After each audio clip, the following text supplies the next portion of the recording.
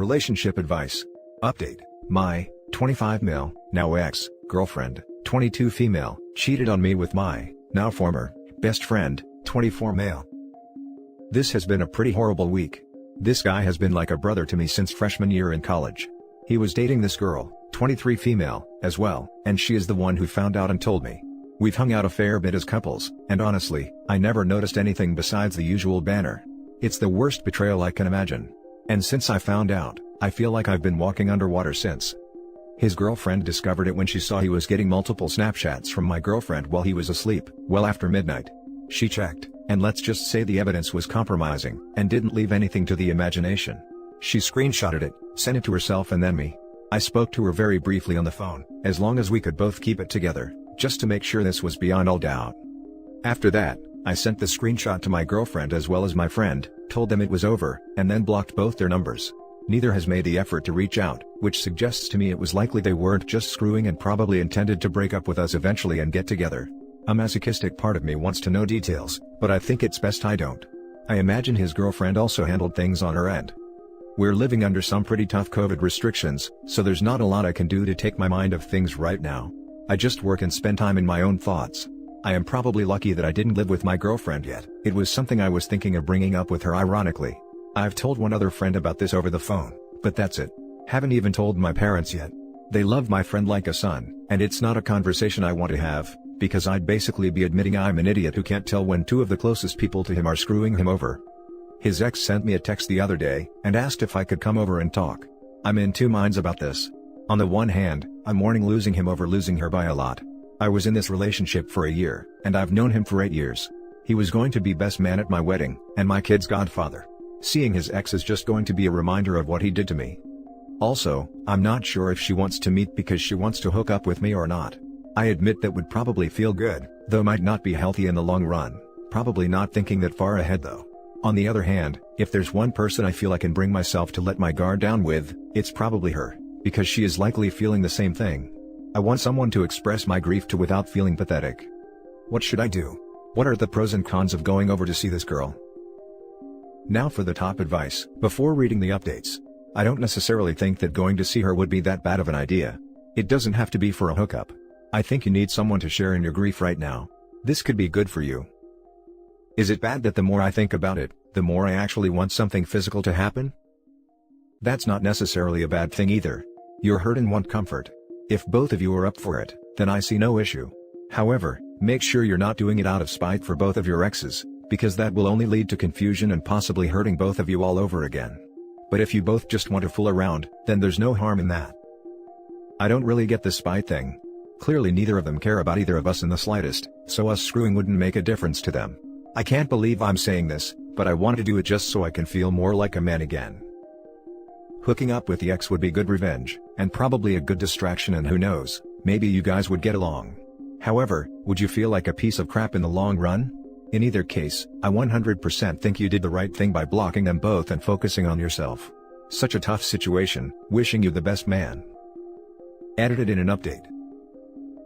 And now for the first update. Thank you to everyone who commented on my first post.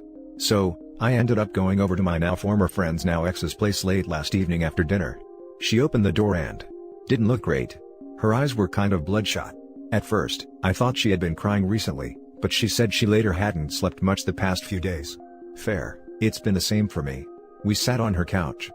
I started off with thanking her for reaching out and letting me know what she had discovered in the first place.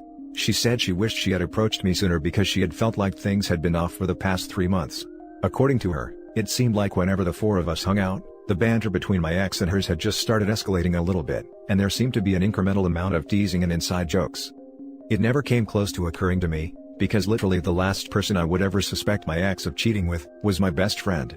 She admits for the longest time she also thought she was just imagining it, and figured it was normal for my ex and hers to get along so well because they were close to me. Hell, her and I ourselves also were extremely cordial, though the highlights of our relationship all revolved around her ex. We had organized birthday dinners for him the last 2 years, for example. The other things that are suspicious is that he started routinely getting notifications rather late at night, and he would often make innocuous excuses to leave the room when this happened. The latest round of restrictions hit 2 weeks ago, and before that, She noticed he would occasionally again make seemingly innocuous excuses in isolation about needing to run an errand, and not be back for like an hour and a half. At this point my anger was starting to build because it was likely he was dropping by my ex's place for a quickie. She said all this seemed innocent enough by itself, but altogether, it made her check his phone when the Snapchat came through while he was asleep. I didn't really want to hear about how their confrontation went, but the lease was in her name and she went to live with a friend for 3 days until he moved out. It seemed like he was strangely prepared for this eventuality. Makes me wonder. The thought that he might be shacking up with my ex right now really made my stomach turn. After she finished the story, we sat in silence for a bit. Part of me wanted to cry, but I was too angry to cry. She started to say something but then she herself broke down and ugly cried. I was a bit hesitant, but I first took her hand and then hugged her. My anger dissipated into grief too, and I teared up some too but tried to keep it together for her sake. I held her until she calmed down. She wiped her eyes and looked at me for a bit, and well, it happened. We kissed. I don't think either of us specifically initiated it, was almost like the thought struck us both at the same time. I know I badly wanted it, for a bunch of reasons, not the least of which I just wanted to feel like a girl actually wanted me after what happened, but I pulled back and asked her if she was sure. She said she was, and well, one thing led to another. We went to her guest bedroom and did it. She led the way and I'm very grateful she had that presence of mind, because I definitely did not want to screw her in the same bed my former friend used to. Not too much foreplay, but the act felt good enough. I guess my own barriers came down after the post-orgasm high went away, and it was my turn to cry and her turn to hold me. We fell asleep that way without too much else said. She woke me up this morning, and it turns out she made breakfast, something my own girlfriend never did for me for over a year. I was a bit envious because my former friend told me she did this for him regularly, and I am not a great cook. We didn't talk much, things were kind of awkward. She finally broke the silence and said that she slept better last night than the entire week beforehand. I admitted that was true for me too. I hadn't slept in an empty bed for a week straight since probably 2 weeks into my relationship with my ex. There was probably a lot more to say but honestly, I really didn't know where to begin. I just wasn't processing anything. She just moved her chair next to mine and held my hand while I finished eating. Once I finished, she attacked me again and we ended up back in bed. After this, I didn't really have a choice about the talking because I had to get back home to start work. When I told her this, she teared up and begged me to stay, because just not being alone right now made her feel better. I kind of felt the same way at this point. COVID isolation sucks anyway and it's even worse when you're going through what I am. I told her she could come back to my place if she wanted. She brightened up and asked me to give her 5 minutes. She ran to her room and came back with a small bag, including 2 changes of clothes. I noticed it and looked at her. She asked me if I was okay with it. I said okay without really thinking. We went back. I had a Zoom meeting for work at my desk in my bedroom, while she read in my living room. She isn't working right now. I came out for lunch and she kissed me, and while I was heating up some leftovers for us to eat lunch, she hugged me from behind with her chest pressed against my back. I won't lie, it just felt good. I don't know what else to say about it besides it felt good. It's mid-afternoon now and she's napping in my bed. I'm probably going to join her. I'm done early with work, and just spent the last 20 minutes typing this up. When I opened the fridge for lunch, it turned out she had brought a bunch of ingredients with her to make us dinner. I know some of what we're doing probably isn't the healthiest, and I wouldn't do it if it didn't make me feel better in the moment than I have the last week. We do need to talk, that was the whole point of my going over. All we really discussed was how she found out. But I am leaning towards letting her stay as long as she wants. In fact, I actively want her to at this point. COVID has made this whole situation worse because normally I'd be able to meet other friends and do other things. Under the circumstances, the pros of having her as round-the-clock company outweigh the cons. My place is probably the better spot for both of us because her breakup was more painful than mine, their relationship was thrice as long, and I myself don't want to be in a place that reminds me of my friend and the trust he betrayed. I'm just going to take it one day at a time. If anyone has any advice on what to do from here, let me know. Now for the second update. So, my former best friend's ex has spent the last 2 nights at my place. That first day, we napped together in the afternoon as we both slept horribly since everything went down. The way she clings to me while we're sleeping is honestly just tender and makes me feel all kinds of things. We woke up and had intercourse again lol. She made dinner for us, and we spent the rest of the night just holding each other and watching Netflix. I probably could have gone another round, but she ended up crying again, and after she was done, I myself was too emotional to really want to do anything else other than cuddle and eventually fall asleep. I realized yesterday we really did need to talk. I decided to take the day off from work. I let her sleep in, and when she woke up, I finally sat her down. I started things off by saying that I was really glad she was here with me and that we were helping each other feel better. I emphasized that to me, this had nothing to do with our exes, and was not revenge acts. I wanted to be with her because it made me feel better, and I hoped it made her feel better too. She agreed that it definitely did, and that we were both dealing with a tremendous amount of hurt and trauma, and there wasn't anyone who could empathize better with us than each other. Which was why she wanted to stay till the end of quarantine, if I was okay with it. Dealing with what happened to us was going to take a while, and she wanted to be there for me, and have me be there for her. I was a bit taken aback, as she was basically talking about moving in with me for months, but I honestly felt the same way. Being alone in isolation the week after finding out was hell for me, and that was before I had even started to process what had happened. I was still thinking, and she told me she was moving out of her apartment regardless. She couldn't afford the rent without a job and without her ex, and she had a couple of potential subletters lined up before we met. She was planning on moving in with a friend, but she'd rather be with me. She could leave most of her things with her friend given my apartment was small, and if either of us needed space, she'd go there temporarily. She had taken my hand at this point and was starting to get a bit tearful. I finally agreed that this was a good arrangement. It all felt kind of crazy, but I was just thinking on emotion. She kissed me, hugged me really tightly, and we ended up doing it again.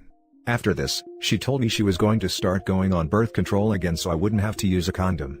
I really wasn't expecting that. With that settled, we just spent the day together. Cuddled, watched some Netflix, and worked out together. I have some equipment in my apartment, part of why things are so cramped. We went for a walk to buy groceries. She insisted on paying, and cooked again. I haven't brought it up with her yet, but instead of splitting the rent, I was thinking of just letting her pay for groceries since she seems to like to cook anyway. Today, I took another day off from work. I have a lot saved up since it's not like I had the opportunity to use them much since the pandemic started, and we drove to her apartment where we met the friend who was going to store the bulk of her stuff. I'm now back at my place with the stuff she's keeping with us, and her friend is going to drop her back once she drops off the rest. I don't really know how I feel, except a lot better than I did when I made my first post. I'm just not sure if I should be doing this just because it feels good. I know I don't want to be alone, so for that reason alone in my gut I feel like this is the right call, but are things moving too fast? She's probably shown me more affection outside intercourse in 3 days than my ex did in the last 3 months of our relationships. Between the cooking and her desire to let me have unprotected action with her, everything feels kind of domestic. Which ironically, I never felt with my ex. I figure varying degrees of quarantine measures will last another 3 or so months, before vaccinations start to make things significantly better. At that point, perhaps she'll move out and we can take another look at things, perhaps try dating the traditional way if we want to. At this point I can't imagine not wanting to as long as the grief I'm feeling now is not a factor then. Hell, maybe we don't even need to do that and she can just stay on with me. I don't know, I am probably thinking too far ahead. I am nervous because of how unusual the situation is, but it still feels like the right call in my gut. I don't know exactly how I feel about her, except that I care about her and want her around because she makes me feel better and I want to do the same for her. Anyone have any advice? Anything I'm missing? Now for some closing advice. The unprotected ex thing is a beacon for trouble down the line, especially if you both been cheated on. Probably should wear protection until you get tested, and make sure there's birth control in place. Maybe it will work out, but you guys really aren't in the right frame of mind to be making long-term decisions about a relationship or moving in together. This is way too fast. Thank you for pointing it out. I always used protection with my ex, and last I talked about it to my former friend, he and his ex always did too. I feel like perhaps she wants to do this for me because she never did it with him? It's the same thing as the cooking, something my ex never did. She just wants to do nice things neither of us did in our previous relationships. We'll use protection for now until her birth control takes effect.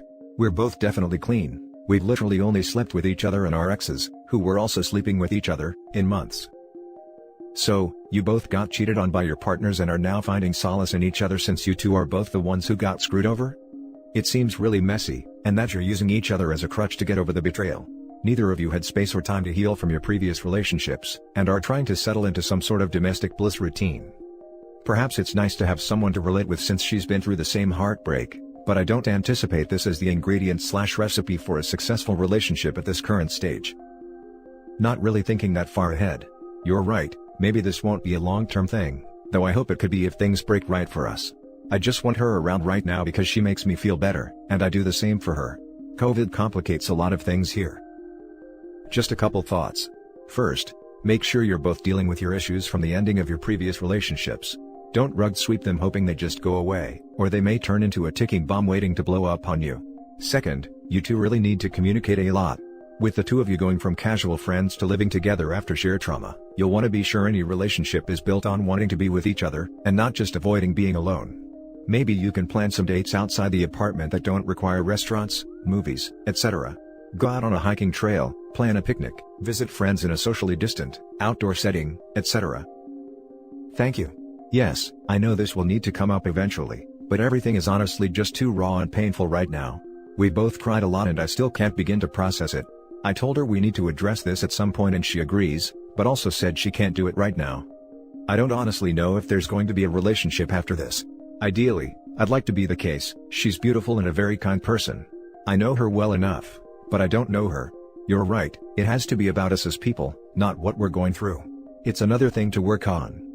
Can't do much in the way of outdoor dates unfortunately because it's cold beyond belief. I had some vague thoughts about perhaps a ski trip in a couple of weeks. And that's it for this video guys. If you have thoughts to share, leave a comment below.